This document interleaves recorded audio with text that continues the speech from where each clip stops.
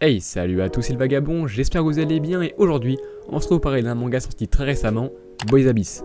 Alors oui, je sais, la dernière fois que j'ai parlé de manga sur cette chaîne, le Covid-19 existait encore et Macron était encore au pouvoir. Ah mais non, ça c'est toujours le cas en fait, autant pour moi.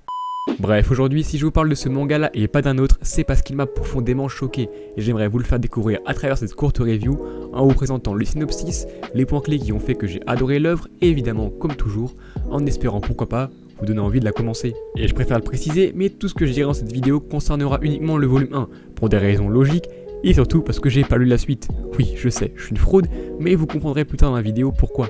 Bref, ce n'est pas tout, mais on commence par le synopsis car ce manga en a des choses à raconter. Nous suivons le quotidien de Reiji, qui n'est pas épanoui ni même heureux dans sa vie.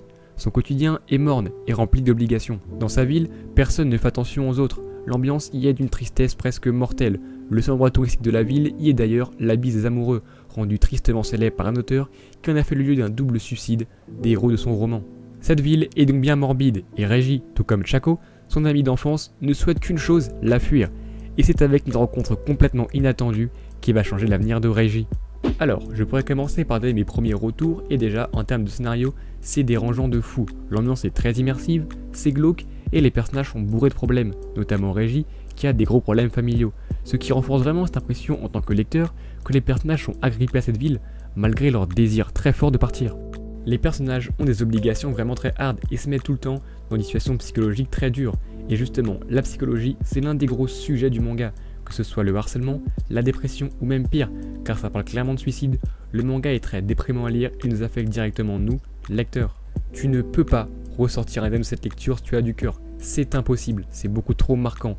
Et le fait que le manga soit aussi dur avec un protagoniste aussi impuissant face à tout ce qui lui arrive, je trouve ça personnellement encore une fois très dur. Je dirais aussi que de façon graphique entre guillemets, le manga est très agréable à regarder. Minami Ryo qui est à l'origine du manga s'est vraiment dépassé pour nous offrir des planches très marquantes, surtout qu'à côté de ça, le découpage est très efficace. Quant au rythme, c'est très bien géré du début jusqu'à la fin dans ce premier volume. Tout à l'heure, je vous disais que je n'avais pas été plus loin que le volume 1, et c'est tout bonnement pour des raisons de prix.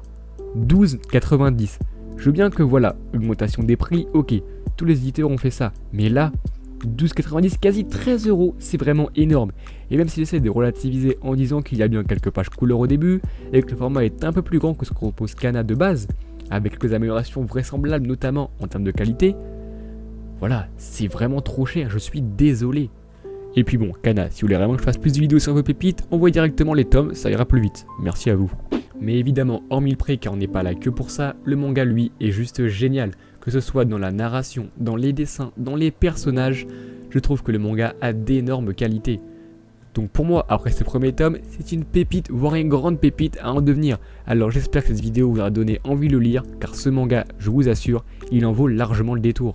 Bon et bien voilà, la vidéo arrive à son terme, j'espère qu'elle vous aura plu. Si oui, pourquoi pas continuer et reprendre ce concept sur le long terme, car j'ai pas mal de petites idées en tête, comme Blue Box, qui est un manga sorti récemment et qui est une des nouveautés du Jump de ces dernières années, que j'apprécie grandement.